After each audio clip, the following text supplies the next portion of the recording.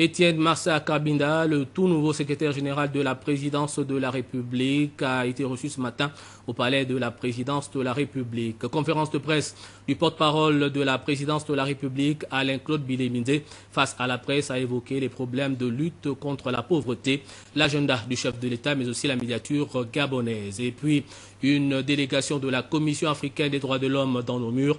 Elle a été reçue en audience par le Premier ministre, chef du gouvernement, Raymond Donsima. Agression d'un journaliste, Jean-Lodieu Mamboundou, dans ce journal, passe à l'acte 3. Il porte plainte contre Henri Sen Ingeza, ancien député. Et puis, match 2 des Panthères du Gabon, comptant pour le CHAN 2014 en Afrique du Sud. Les Panthères vont affronter demain la RDC. Voilà pour les titres, les détails dans quelques instants. Madame, Monsieur, bonsoir. Bienvenue à cette principale édition d'information. Je vous le disais, passation de charge à la présidence de la République. Le nouveau secrétaire général Etienne Massa Kabinda Makaga a pris le témoin de Laure Olga Ngodjou. Le compte rendu à l'Iranjouba, Lambert Pori. C'est une passation de service pleine de cordialité qui s'est déroulée en présence du chef de l'État Ali Bongo Ondimba, entre le secrétaire général sortant de la présidence, Laure Olga Ngodjou, nommé médiateur de la République, et le secrétaire général entrant, Etienne Massa Kabinda Makaga. Les deux personnalités ont échangé avec le président de la République sur leur nouvelle mission. Le chef de l'État a rendu un hommage mérité au secrétaire général sortant pour l'élan amorcé au sein de l'administration de la présidence de la République. Nommé médiateur de la République, Laure Olga Ngodjou est investi d'une mission générale de contribution à l'amélioration de l'environnement institutionnel et économique de l'entreprise, en jouant pleinement son rôle d'interface et de facilitation dans les rapports entre l'administration au sens large du terme et l'entreprise, c'est-à-dire assurer le dialogue social, la conciliation et la médiation. Nous avons été reçus par le président de la République pour la cérémonie de passation de service avec le secrétaire général de la présidence de la République entrant. Et également, le président de la République a tenu à non seulement me féliciter pour mes nouvelles fonctions de médiateur de la République, mais également à fixer le cadre de ma mission. Je me rends compte que c'est une mission d'envergure, de proximité sociale. Et j'ai tenu à lui réitérer toute ma disponibilité et ma loyauté et requérir son soutien pour mener cette mission qui ne va pas être facile mais qui va être exaltante. Je vais donc mettre mon expérience professionnelle et tout mon enthousiasme au service de la République encore une fois. Pour sa part, le nouveau secrétaire général de la présidence, Etienne Massa Kabinda Makaga, compte poursuivre le travail entamé par son prédécesseur dans le cadre du renforcement des capacités professionnelles des personnels de la présidence de la République et le respect de la charte déontologique destinée à codifier l'ensemble des règles de devoir qui régissent la conduite des personnels en poste à la présidence de la République. Le principal message a été de poursuivre l'œuvre entreprise par Madame le secrétaire général pour faire de l'administration du palais présidentiel une administration de référence. Le président de la République, Ali Bongo Ondimba, a une fois de plus demandé aux deux personnalités d'inviter l'ensemble de leurs collaborateurs à s'approprier l'essence de sa vision et sa méthode afin de servir toujours le peuple gabonais avec détermination. Nous restons au palais de la présidence de la République pour parler de cette conférence de presse animée par le porte-parole de la présidence de la République, Alain-Claude Bilémindé, qui, face à la presse, a évoqué plusieurs problèmes, notamment la lutte contre la pauvreté et les inégalités pour plus de justice sociale, mais également l'agenda du chef de l'État et d'autres sujets d'actualité. Conférence de presse à laquelle prenait part Ahmed Mouyaka de notre rédaction. Notons que le président de la République vient de recevoir le rapport préliminaire de l'étude relative à la mise en œuvre du projet de refonte de la politique sociale en République gabonaise. Un projet de refonte qui avait été mené, on s'en souvient, sous le haut patronage de Madame Sylvia Bongo Ondimba, première dame. Le diagnostic établi par ce rapport préliminaire met en évidence de sérieux dysfonctionnements de notre système d'aide sociale et permet de mesurer l'impact réel des réformes et autres subventions que nous avons jusque-là engagées. Le président de la République, chef de l'État, prendra la parole dans les prochains jours pour s'adresser à la nation. Il entend à cette occasion donner des précisions sur les actions qu'il va entreprendre et faire mener par le gouvernement et les organismes dédiés en vue d'apporter des réponses claires, concrètes, efficaces aux attentes multiples et légitimes de nos compatriotes et principalement des foyers économiquement faibles. Le président de la République, chef de l'État, prendra part, à l'instar de nombreux autres chefs d'État et de gouvernement du continent, au 22e sommet ordinaire de l'Union africaine qui se tiendra du 21 janvier au 1er février 2014 à Addis Abeba en Éthiopie. Les assises auront pour thème principal transformer l'agriculture africaine pour une prospérité partagée, une croissance inclusive et un développement durable. Avant de se rendre à Addis Abeba, le président de la République, chef de l'État, procédera le samedi 18 janvier 2014 à Port-Gentil à l'inauguration de l'Institut du pétrole et du gaz. Le président de la République, en décidant de la création de cet établissement, a eu pour ambition d'offrir à nos jeunes compatriotes l'opportunité d'une formation hautement spécialisée dans les métiers du pétrole et du gaz. Autre sujet évoqué par Alain-Claude Billier-Binzé, la médiature de la République. Alors, quel est le rôle de la médiature de la République? Le porte-parole de la présidence de la République nous donne les tenants et les aboutissants de cette fonction. Au moment même où a été nommé Laure Olgangojou à cette fonction par le chef de l'État, Adjali Bongo Ondimba. Propos recueillis par Ahmed Mouyaka. Le médiateur de la République assure auprès des administrations, des collectivités locales, des établissements publics et de tous autres organismes investis d'une mission de service public les fonctions de médiation, de concertation, de protection et de promotion des droits. À ce titre, il est notamment chargé de connaître des réclamations de toute personne physique ou morale qui s'estime lésée par le fonctionnement des services de l'État, de rechercher en période de crise les solutions en vue de rétablir la paix sociale, d'inciter l'esprit d'équité dans l'application des textes, de contribuer à la modernisation des services publics par des propositions de simplification des procédures, des réformes de l'administration, d'actualisation des textes et d'observation des principes et règles déontologiques du service public.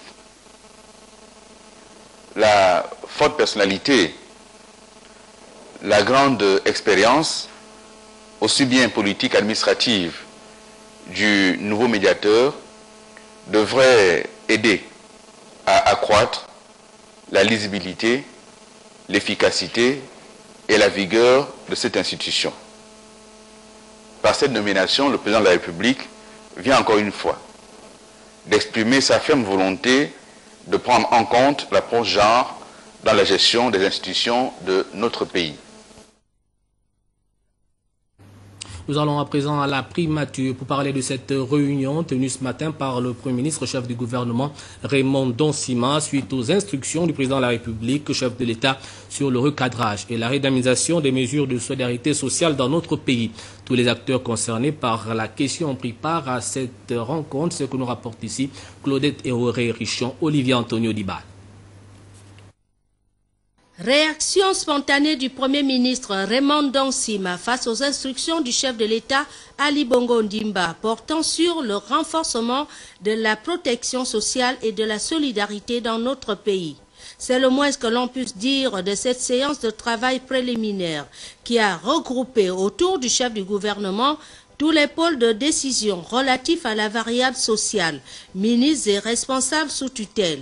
Il s'agit ici de réunir dans l'urgence le maximum d'éléments techniques en vue d'apporter des solutions concrètes à l'exigence du président de la République de voir la solidarité s'installer durablement sur le territoire national.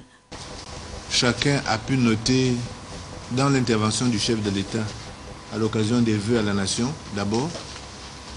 Ensuite, aux vœux que les institutions lui ont présentés, il est de nouveau revenu de façon très directe sur la question de la solidarité. Je pense que 2 interventions traitant du même thème en l'espace de quelques jours attestent de l'importance du sujet et de l'intérêt que le président de la République accorde à cette question en ce début d'année 2014. Sans perdre de temps, j'ai souhaité vous convier à une réunion pour ouvrir le dossier. Premièrement, une accélération du processus d'immatriculation. En second lieu, il a demandé qu'on procède à l'accélération du transfert des compétences de la CNSS à la CNAM-GS en ce qui concerne les prestations de santé. Troisièmement, il a demandé qu'on veille au strict respect de la répartition réglementaire des recettes générées par les formations sanitaires du service public de santé. Ensuite, il a demandé que soit créé un compte spécial pour les investissements des formations sanitaires publiques en vue d'améliorer la qualité de l'offre de soins. Et j'ai noté enfin qu'il a demandé de rapprocher le service public de l'assurance maladie obligatoire des populations en 2014 et de poursuivre le programme de construction des délégations de la MGS. Dans les échanges, l'on note effectivement que les différents acteurs percutent dans le sens des orientations de la très haute autorité, relayée par le Premier ministre. L'urgence a ainsi imposé un délai de 10 jours. Les premières synthèses et les ébauches de solutions seront sur la table du patron de l'administration le 27 janvier prochain. Nous restons à la primature pour parler à présent de cette audience accordée à la Commission africaine des droits de l'homme par le Premier ministre chef du gouvernement Raymond Donsima. Les 2 parties ont parlé du renforcement des instruments juridiques et sociaux en matière des droits de l'homme dans notre pays, ce que nous rapportent ici Clorette Eoré Richon et Olivier Antonio Dibal. Après avoir échangé avec les différentes composantes des organisations impliquées dans la défense et la protection des droits humains, après avoir visité certaines structures liées à la question de promotion des droits de l'homme dans notre pays, la délégation de la Commission africaine des droits de l'homme et des peuples, conduite par sa présidente Sylvie Carité Senato, est venue faire le point de la mission au Premier ministre Raymond Donsima. En félicitant le gouvernement pour les efforts inlassables en matière de dignité humaine, l'honorable commissaire et sa suite ont fait le tour des domaines concernés. Après ces 5 jours de travail, nous avons pu noter qu'il y a un engagement politique pour la promotion et la protection des droits de l'homme. Il y a beaucoup d'efforts qui sont faits pour que le peuple gabonais jouisse effectivement de ses droits. Et nous avons constaté qu'il y a une société civile qui veut travailler pour la promotion et la protection des droits de l'homme. Nous avons aussi constaté qu'il y a des domaines dans lesquels il faut encore des efforts. Et nous avons dit à son Excellence le Premier ministre que le domaine de la justice doit être appuyé suffisamment. Nous avons aussi fait état des préoccupations en ce qui concerne les femmes. Et là aussi, nous disons qu'il y a encore des efforts pour permettre aux femmes d'être présentes au niveau des instances de prise de décision. Et nous avons fait état aussi de nos préoccupations par rapport à la Commission nationale des droits de l'homme ici au Gabon. Et nous avons donné notre impression par rapport à l'appui nécessaire à accorder à cette institution nationale qui joue un rôle important en matière de promotion et de protection des droits de l'homme dans les pays. Cette visite de la Commission africaine des droits de l'homme et des peuples, dont le siège se trouve à Banjul en Gambie, intervient au moment où, grâce à la diplomatie agissante de Libreville, impulsée par le chef de l'État, le Gabon préside le Conseil des Nations Unies des droits de l'homme. Nous allons à présent au Conseil économique et social, où les conseils économiques et sociaux étaient autour du président de l'institution, Paul Biyo-Kemba, pour lui présenter leurs vœux de meilleure année. Il s'agissait également pour les conseils économiques et sociaux de rendre hommage au président de l'institution pour avoir hissé le CS au niveau que l'on connaît. Le compte rendu, Frédéric Alogo, et c'est ça, Idriss Mungala. Il est des temps forts dans la vie de tout être humain qui marque son histoire et dont les événements empreints de souvenirs augurent des lendemains meilleurs. Ces moments, le couple Biyo-Kemba l'a vécu aujourd'hui à l'occasion de la célébration de la nouvelle année. Autrement dit, le personnel du Conseil économique et social a formulé ses meilleurs et ardents vœux de santé, de bonheur, de prospérité et de paix pour l'année 2014 à l'endroit du président du Conseil économique et social, Paul Biyo-Kemba, et de son épouse Bernadette Biyo-Kemba, ainsi qu'à tous ceux qui lui sont chers. Premier de cordée, le premier vice-président du Conseil économique et social, Raphaël Sadidi Bouka, a reconnu que l'institution républicaine, sous la direction de Paul Biyo-Kemba, assume parfaitement l'engagement d'accompagner le président de la République, Ali Bongo Ondimba, dans la vision du Gabon émergent à l'horizon 2025. Je voudrais en cette solennité vous rendre un hommage appuyé pour les résultats déjà perceptibles et de saluer toutes les initiatives que vous ne cessez de prendre, qui contribue au rayonnement de l'institution et lui confère ainsi l'audience qu'elle mérite. La parfaite illustration est la série de rencontres très instructives et les relations de partenariat que le Conseil a nouées avec tous les acteurs des différents secteurs économiques et sociaux de notre pays, ainsi que l'institutionnalisation des journées dites portes ouvertes qui ont lieu le dernier mercredi du mois de mai de chaque année. Qu'il me soit également permis de relever la qualité des débats qui ont cours lors de nos sessions, prouvant ainsi l'appropriation individuelle et collective de votre vision et de votre engagement de toujours produire des avis pertinents sur des sujets sociétaux. L'année 2013 en est allée avec son cortège d'interrogations, de satisfaction et de sentiments divers. Le secrétaire général Berti Itiembu a évoqué les actions initiées s'inscrivant incontestablement dans l'esprit de la réforme engagée dès l'arrivée de Paul Biyo-Kemba à la présidence du Conseil économique et social.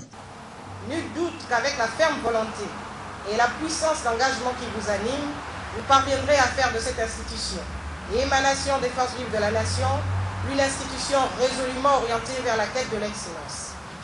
Sachez, Monsieur le Président, que tous vos efforts sont unanimement salués par le personnel qui, par ma voix, vous exprime sa profonde gratitude.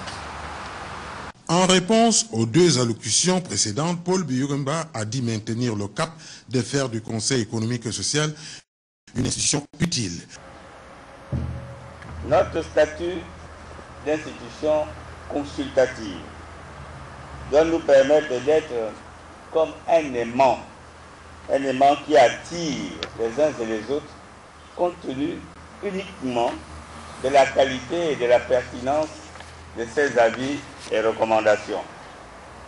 Notre rôle de conseil doit nous permettre d'être écoutés avec attention, parce que donnant précisément des conseils utiles permettant une faisabilité la plus partagée possible par le plus grand nombre.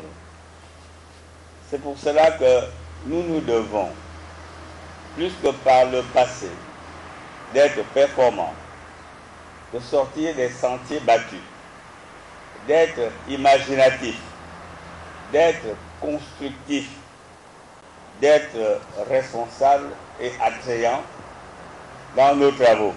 Rappelons qu'en réponse à l'invitation qu'il a formulée à l'occasion des vœux pour la nouvelle année 2014, le président de la République, chef de l'État, son Excellence Ali Bongo Ondimba, a donné une suite favorable à cette juste requête. Il viendra donc au Conseil économique et social à une date à préciser. La cérémonie a été agrémentée par la remise d'un cadeau au couple Biyo-Kemba, les passages des artistes Yapendi alias le plus beau des Banjabi, de Kaki Disco, d'Omar Defunzu, et clôturé par un vin d'honneur offert au personnel et d'autres invités. Le rendez-vous a été pris pour janvier 2015. Au ministère des Affaires étrangères, c'est le patron du département, Emmanuel Isosé-Gondé, qui a reçu la délégation de la Commission africaine des droits de l'homme.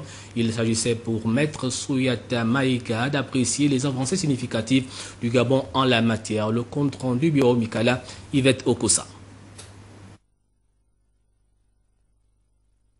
Échanger avec le ministre des Affaires étrangères et de la coopération, Emmanuel Isosé-Gondé, sur le volet relatif aux droits de l'homme dans notre pays, telle a été la trame de la rencontre avec une délégation de la Commission des droits de l'homme en Afrique, représentée par Maître Souyata Maïga, qui a apprécié à sa juste valeur les avancées significatives réalisées par le Gabon en la matière. Nous avons également parlé des avancées significatives que nous avons identifiées comme étant de bonnes pratiques, parce que l'intérêt de notre mission, effectivement, ce n'est pas de faire de l'inquisition. C'est simplement de venir parler du système africain des droits de l'homme des peuples, de dire ce que nous faisons au profit des États, au profit des ONG, en partenariat avec les agences spécialisées du système des Nations Unies, pour la jouissance par les populations de leurs droits et pour effectivement identifier là où il y a des gaps, là où il y a des difficultés et là où nous pouvons ensemble effectivement améliorer la compréhension des droits de l'homme, leur appropriation, mais également la marche de l'Afrique en avant. La volonté affichée par notre pays de respecter les droits de l'homme et de ratifier les conventions y relatives est sans nul doute ce qui lui a valu l'honneur de présider le Conseil des droits de l'homme aux Nations Unies.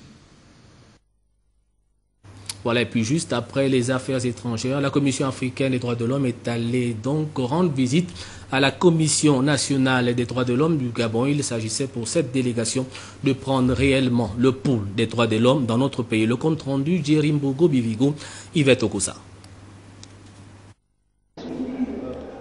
Au moment où certains crimes sur l'homme ont atteint leur vitesse de croisière, cette visite de la Commission africaine des droits de l'homme et des peuples tombe à point nommé. Nous avons discuté essentiellement du rôle d'une commission nationale des droits de l'homme en matière de promotion et de protection des droits de l'homme. Nous avons été informés que la commission n'a pas assez de moyens pour assumer sa mission de promotion et de protection des droits de l'homme. En ce qui concerne le travail sur terrain, ce que peut faire une commission nationale, justement dans la limite de ses moyens, nous avons constaté qu'elle fait de bonnes choses, elle fait un bon travail. En clair, à la Commission nationale des droits de l'homme du Gabon, présidée par Maître Bertrand Oma Moussavou, il n'est pas aisé d'y travailler sereinement, ce d'autant plus que toutes les conditions ne sont pas réunies pour promouvoir et protéger les droits de l'homme.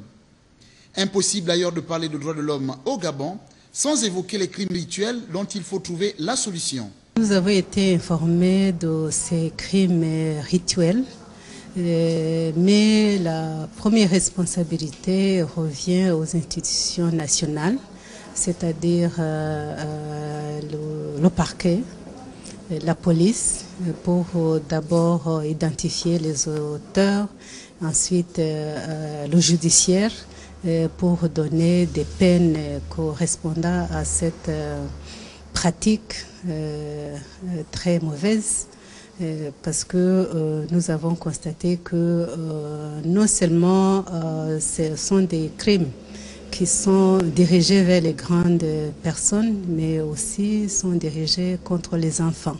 Ce qui fait que c'est une situation qui n'est pas bonne, que toutes les institutions devraient conjuguer les efforts pour éradiquer ce genre d'actes. Comparaison n'étant pas raison, avec les budgets de l'ordre de 600 millions de francs CFA au Congo et 800 millions de francs CFA au Cameroun, la Commission nationale des droits de l'homme mérite plus d'attention.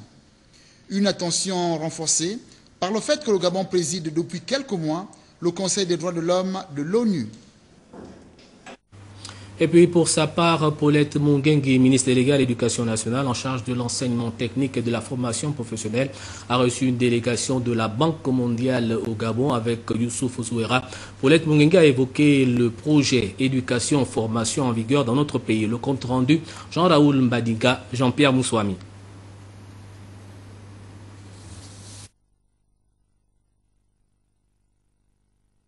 Placer la formation de l'homme au cœur des politiques de développement, la vision du chef de l'État Ali Bongo Ondimba se matérialise pour mieux affronter l'horizon 2025.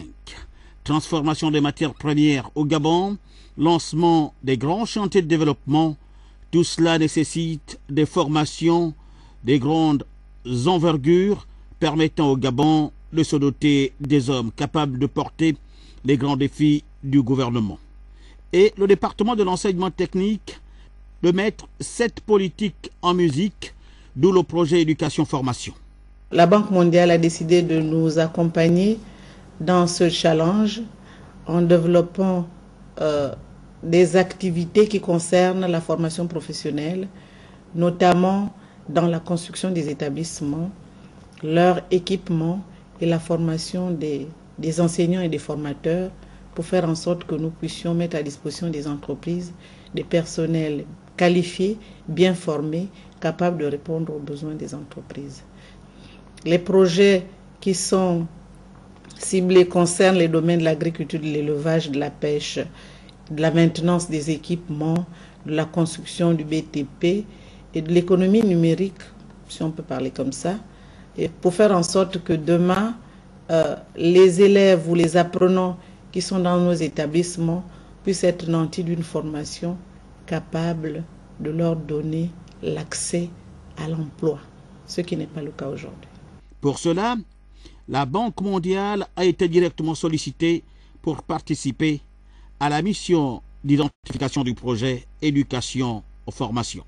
En ce qui concerne le dispositif d'enseignement technique de formation professionnelle, nous avons échangé avec Madame la Ministre sur les possibilités d'accompagner ce dispositif, notamment par la création de centres nouveaux à vocation sectorielle avec des filières professionnelles définies et qui répondent aux besoins de l'économie, mais également voir dans quelle mesure on peut accompagner le dispositif existant pour son amélioration, sa mise à niveau et son adaptation aux besoins également de l'économie. C'est donc un projet important que le ministre Paulette Mungengi chapeaute avec méthodologie pour matérialiser l'ambition du chef de l'État à emmener chaque citoyen à être concerné par le développement de la République gabonaise. Nous allons à présent à l'université Omar Bongo Ondimba parler de la fin de cet atelier sur le projet de réaménagement de l'université. Il faut simplement noter que plusieurs réalisations sont attendues à l'université pour faire d'elle une université au standard international. Le compte rendu, Elda Nelly Kumba. La modernisation de l'université Omar Bongo, véritable réorganisation. Les travaux qui se sont tenus sur 5 jours ont permis aux experts et autres acteurs de poncer le nouveau visage du campus. Ce travail réalisé sur la base des forces, faiblesses et même opportunités a abouti sur quelques propositions. Construction de nouvelles résidences des étudiants et enseignants, salles de classe modernes, espaces verts, voiries, mais aussi la conservation de quelques édifices, tels que le rectorat, la bibliothèque et l'auditorium. Bien entendu, ceci n'est qu'une étape. Il est prévu que quelques étudiants de l'université Omar Bongo aillent aux États-Unis pour un séjour pour continuer à suivre le déroulement de ces travaux sur le schéma directeur de l'université Omar Bongo. Nous sommes rassurés que la démarche est bonne, le processus est en bonne voie et nous espérons que de cette analyse sortira quelque chose vraiment édifiant pour améliorer la qualité de vie des étudiants de l'université Omar Bongo. Après ce travail abattu en atelier, les étudiants disent être satisfaits d'avoir pris part à la conception de la vision de la future université. Avec la dynamique ou bien les moyens qui seront déboursés ou bien investis par les autorités compétentes, j'ose croire que d'ici à l'horizon 2025, l'université Omar Bongo aura une autre image, sinon un autre visage va retrouver un peu plus, ou bien sinon on va avoir un peu plus de valeur. On peut avoir un campus sécurisé, ça nous permet au moins d'être sûr n'importe qui de entrer et faire n'importe quoi. En fin de compte, ce travail produit par les experts de l'ENGT, de l'Université d'Oregon et les étudiants de l'UOB sera soumis aux plus hautes autorités pour validation.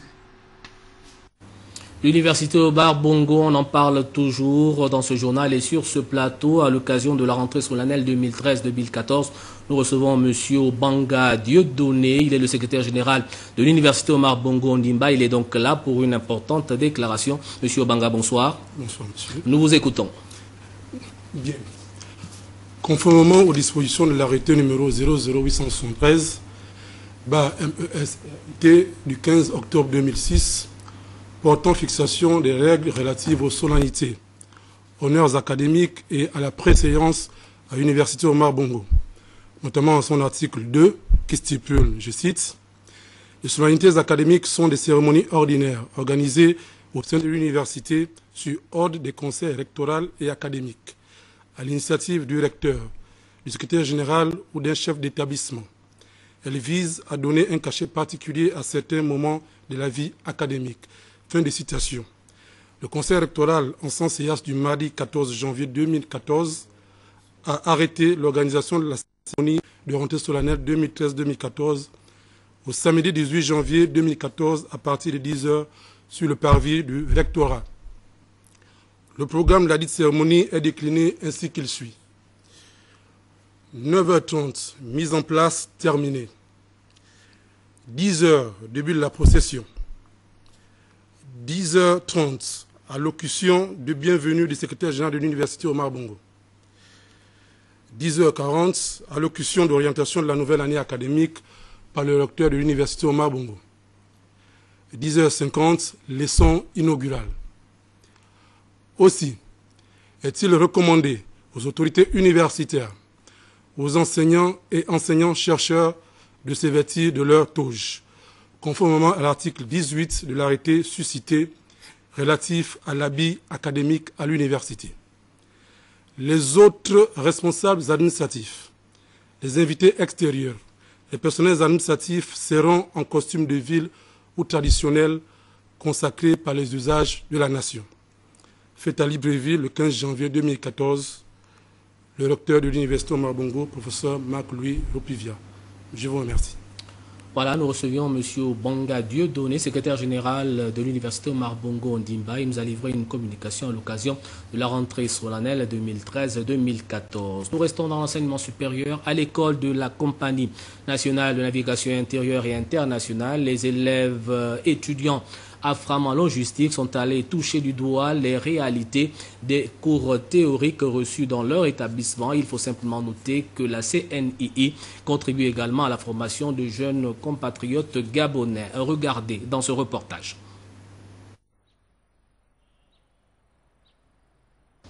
Créée le 21 février 2013, la CNNII est une société d'État constituée sous la forme d'une société anonyme régie par l'acte uniforme de l'OADA, avec pour mission le transport des personnes, des marchandises et des fret liquides, solides ou gazeux par voie maritime, fluviale et lagunaire, ainsi que toutes les opérations connexes.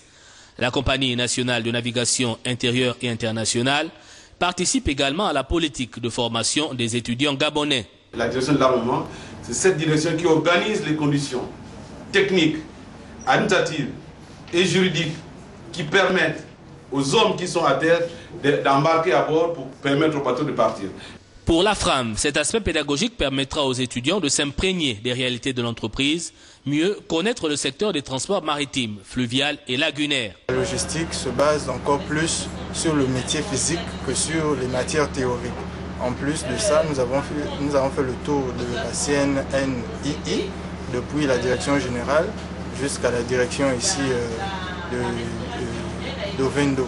Dans le cadre du soutien au programme de formation des étudiants gabonais, la CNNII accueille chaque année de nombreux stagiaires de l'université Omar Bongo et ceux d'autres établissements d'enseignement supérieur. Nous avons un intérêt important à participer à ce processus, dans la mesure où nous avons un grand besoin de recruter les personnels idoines par rapport à nos objectifs, les objectifs de développement de la compagnie. Nous sommes en cours de construction. Nous avons fait un plan de développement en 3 volets. Le premier volet a déjà été mis en œuvre. Nous sommes rentrés dans un deuxième volet qui permet à l'entreprise d'observer une montée en puissance conséquente. Nous avons réussi à faire des investissements sur un délai assez court qui permettent aujourd'hui de satisfaire la clientèle. Nous sommes engagés pour arriver demain à finalement exploiter l'ensemble des plans d'eau disponibles de la République gabonaise. Nous avons aujourd'hui, par rapport à notre feuille de route, réalisé 80% des objectifs qui nous étaient assignés sur cette période-là. Pour l'année 2014, elle entend former le personnel, acquérir de nouvelles unités navales, l'activation de tous les segments de transport à forte valeur ajoutée, projet CA-Bus, projet tourisme, transport des agrégats de construction. Parlons à présent de l'École nationale des eaux et forêts après la tenue des ateliers d'information sur les réformes pédagogiques et institutionnelles. Les experts du secteur des eaux et forêts réfléchissent sur le processus de la mise en place d'une fondation. Il s'agira pour cette entité de récupérer des fonds pour l'établissement. Le compte rendu d'Ulvin Kavo, Jean-Pierre Moussami de Timboué.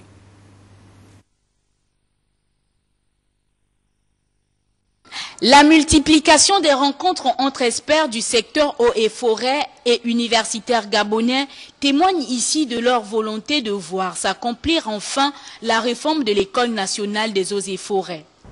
La réforme de l'ENEF, inspirée par les différents diagnostics réalisés, a conduit le ministère dont j'ai la charge à mettre en œuvre en 2005 un programme de modernisation de cette école spécialisée. Ce programme a été naturellement actualisé en l'enrichissant des principaux changements de nature stratégique et opérationnelle. Le dit atelier d'information sur le processus de mise en place d'une fondation ENEF qui consiste à la recherche de financement durable permettra à l'ENEF de renforcer sa capacité de mobilisation des ressources propres afin de lui permettre de financer ses stratégies.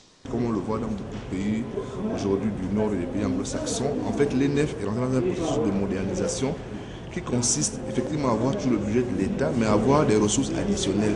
Et une fondation est un organisme qui va donc être créé, notamment une fondation autonome, qui va se charger d'aller à la recherche des financements. C'était important de montrer aux participants et donc de montrer aux Gabonais qu'il est possible aujourd'hui, à côté des financements qui sont mis en place par l'État dans son budget régulier, d'aller rechercher des financements ailleurs, dans le privé national, dans le privé international.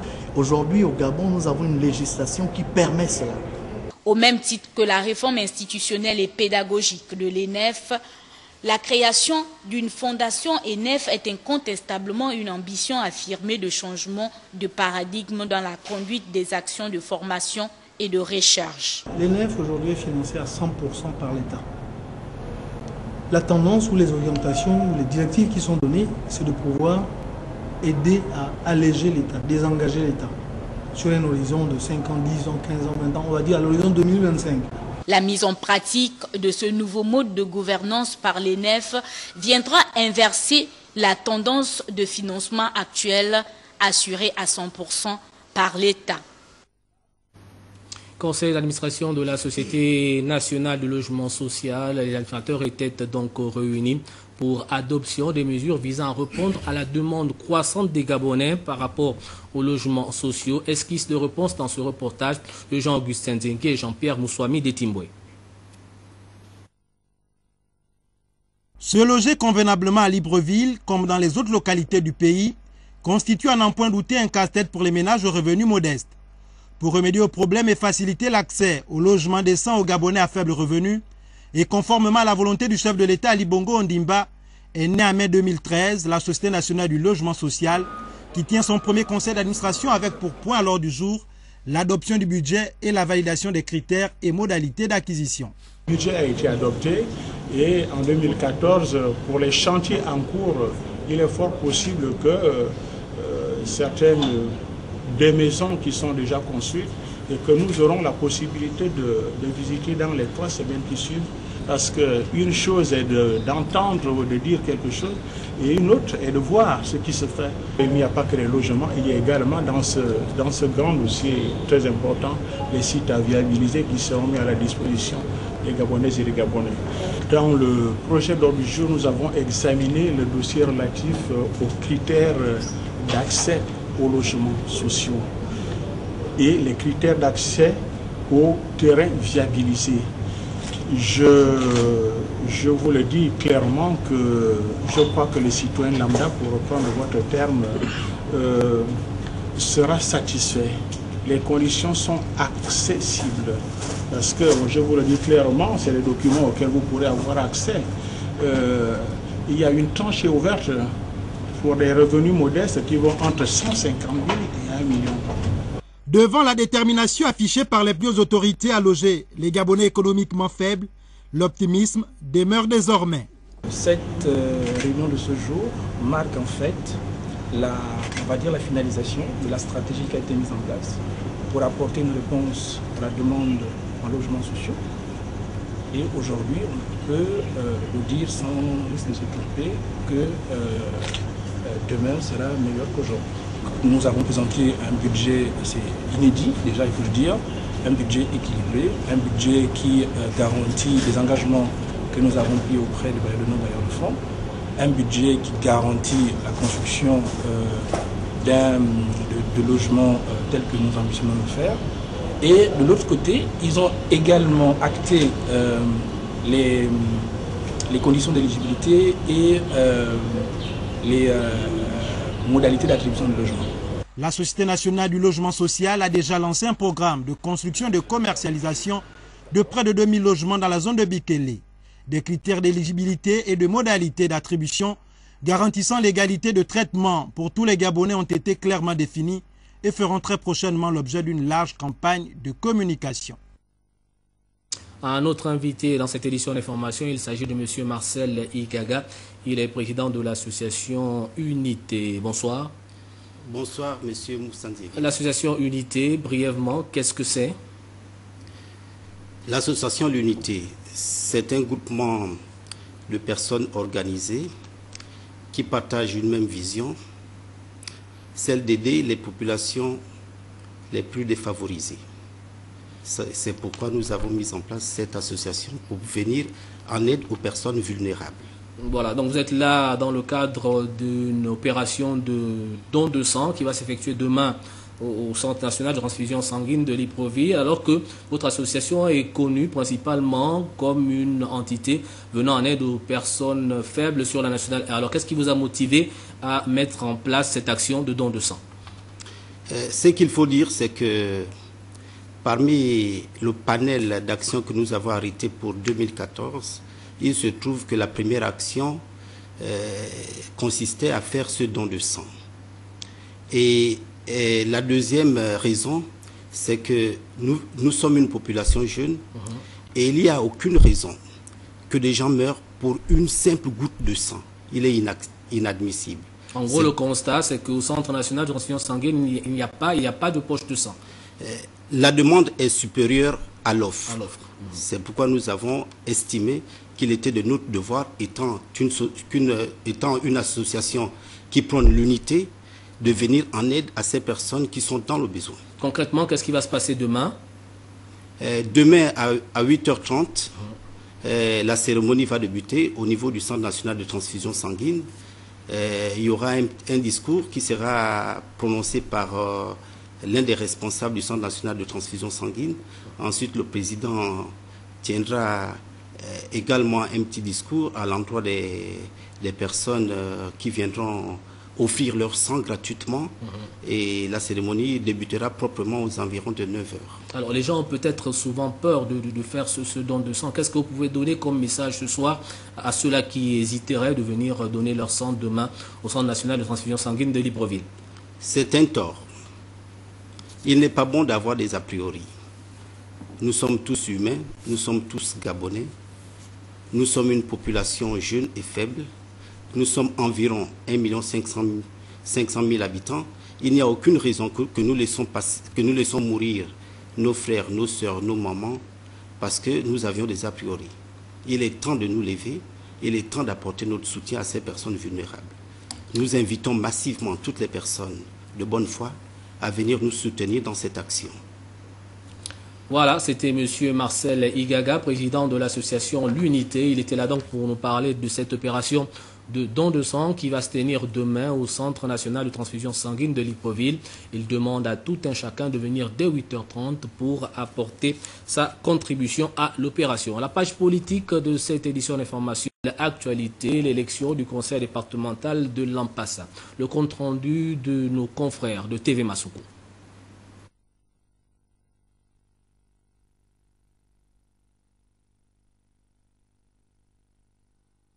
Trois vice-présidents, Joël Leumbo, Jean-Robert Ndounou Opaga et Bertin Bimbi Ondjibou. Ils ont été élus par leur père au cours d'un vote à bulletin secret qui s'est déroulé en présence du gouverneur du Haut-Togo Bertrand Mondunga et du préfet du département de la Passa Barnabé Bangalivoire. Edouard Pouta mesure déjà l'ampleur de la tâche qui l'attend.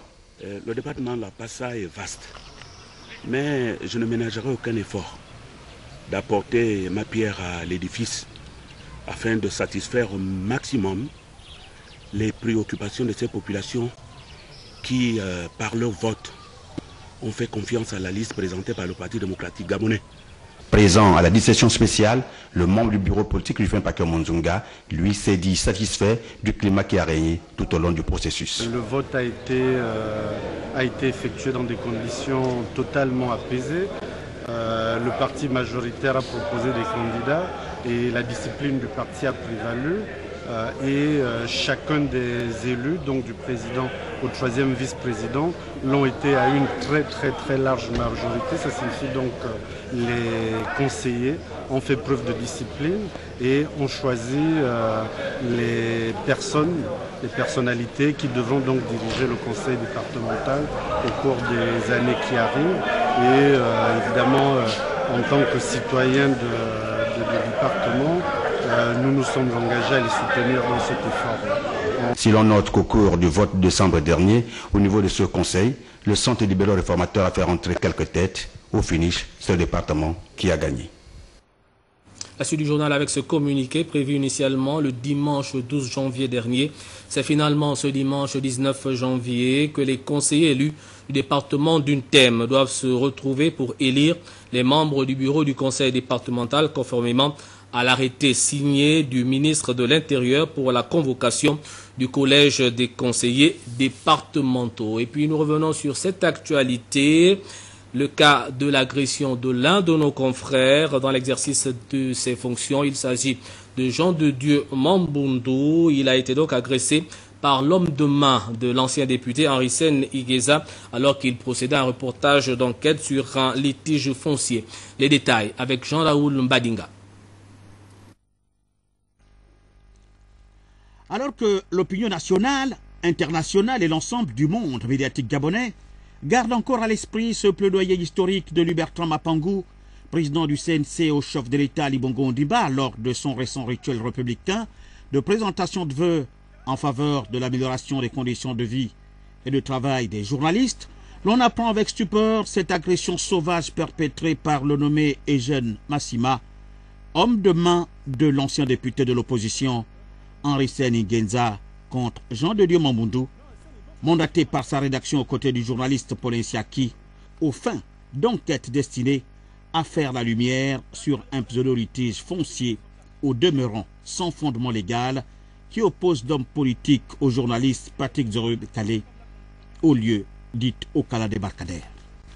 Le caméraman a été humilié, roué de coups et injurié sur commande de M. Igueza, présent sur les lieux en compagnie des vendeurs illégaux de terrain, ses complices et supporters de toujours, en raison de son opposition à la demande de destruction de sa caméra, son outil de travail et de la bande qu'elle contenait, formulée par Igueza et son homme de main. Un cas d'incitation à la haine, à la violence, assorti d'une entrave à la liberté de travail des journalistes qui trouve son origine dans une tentative de spoliation menée par l'ancien député contre notre confrère Patrick Zogé-Bekale. Incapable de produire des preuves d'une série d'allégations mensongères sur des prétendues destructions de bornes ou d'exhiber un titre foncier ou un décret d'attribution pour légitimer le droit de propriétaire exclusif sur un site non mis en valeur de près d'une dizaine d'hectares qu'il revendique dans un contexte de forte demande sociale en parcelles. Il s'est engagé avec l'appui de son tissu relationnel à multiplier les trafics d'influence dans le but de réduire à néant par l'expulsion, la destruction ou l'emprisonnement compte tenu de ces multiples plaintes, des années d'efforts en matière d'investissement réalisés par notre confrère et sa compagne dans le respect des normes cadastrales et urbanistiques. En rapport avec cette agression, ce communiqué, le bureau exécutif du syndicat de la première chaîne, SPC, a découvert avec ahurissement, en même temps que tous les téléspectateurs de la télévision nationale, les images sanglantes de l'agression barbare dont a été victime leur camarade Jean de Dieu Mambundu, 4 heures à la direction d'exploitation TV. Le bureau exécutif du syndicat de la première chaîne fustige cette énième atteinte à la liberté de la presse, à la recherche de la vérité et par conséquent à la liberté du travail du communicateur. Il rappelle aux Roitelets qui croient pouvoir toujours se cacher derrière leur prétendu statut social que le Gabon change et que toute atteinte, quelle qu'elle soit, donne lieu à des poursuites judiciaires aux fins de réparation. Désormais, tout citoyen est protégé par la loi qui est par ailleurs égale pour tous et doit faire valoir ses droits. Le syndicat de la première chaîne s'emploiera autant que faire se peut à faire respecter les droits de ses membres dans l'exercice de leurs différents métiers, quitte à affronter les pourfendeurs de la vérité et leurs commanditaires tapis dans l'ombre. Cette agression barbare d'un autre âge ne saurait rester impunie afin que force reste à la loi.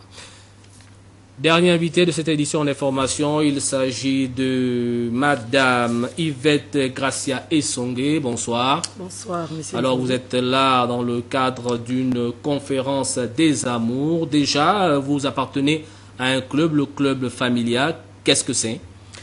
Merci beaucoup.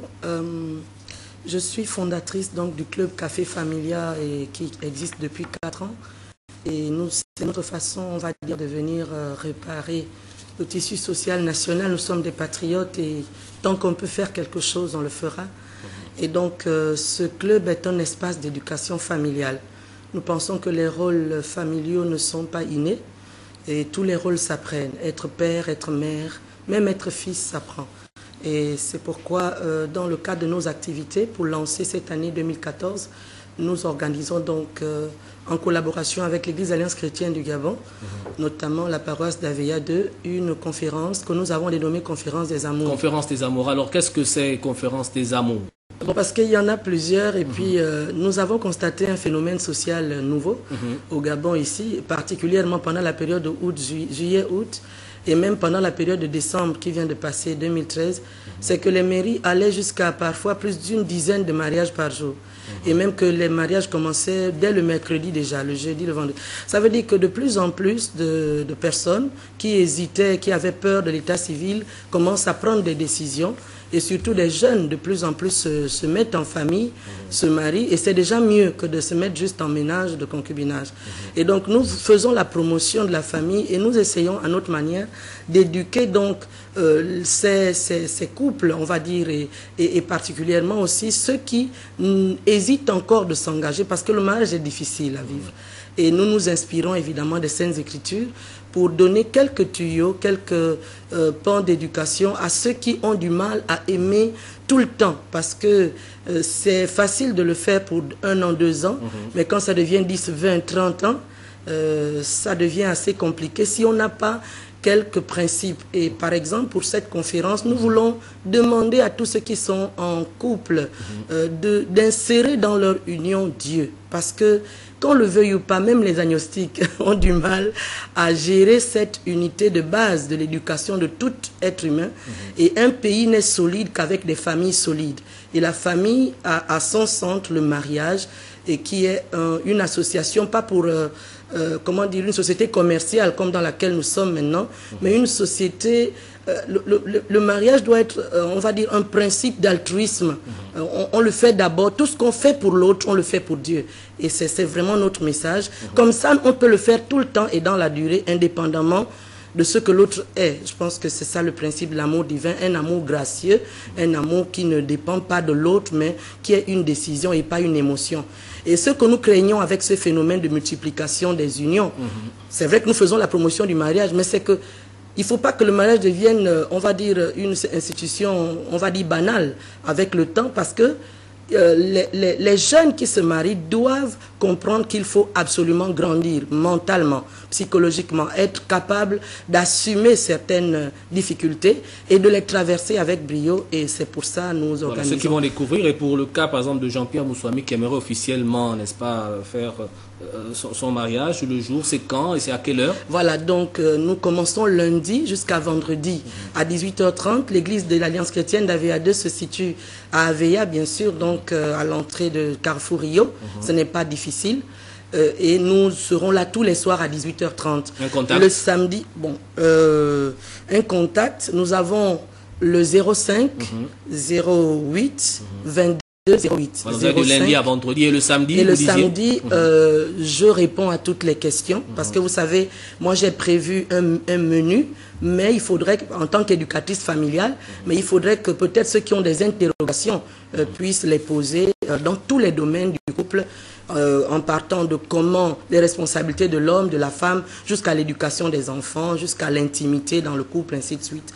Nous sommes ouverts à vos questions et nous invitons tout le monde, que vous soyez chrétien ou pas, tout le monde à venir donc assister à ce temps d'édification et de réflexion. Voilà, merci. C'était Madame Yvette Gracia Essongué. Elle est donc membre, sinon fondatrice du club Café Familia. Elle était là donc pour nous parler de la conférence des amours, conférence qui va débuter la semaine prochaine. À l'étranger, à Madagascar précisément, Eri Radjonamirampianina a bien remporté l'élection présidentielle. Les résultats définitifs ont été validés ce vendredi 17 janvier 2014 par la Cour électorale spéciale, CES. L'ancien ministre des Finances, soutenu par l'homme fort du régime de transition, Andry Rajoelina, s'impose donc au second tour avec 53,49% face à Robinson Jean-Louis, soutenu par l'ancien chef de l'État en exil, Marc Ravalomanana. Et puis, note de sport, je vous le disais, deuxième match des Panthères du Gabon pour la Coupe des Nations des locaux de l'Afrique du Sud 2014. Les Panthères vont donc affronter dans leur deuxième match les Léopards de la RDC. C'est la fin de cette édition d'information. Merci de l'avoir suivi. Je vous dis à demain lorsqu'il sera 20h, Inch'Allah.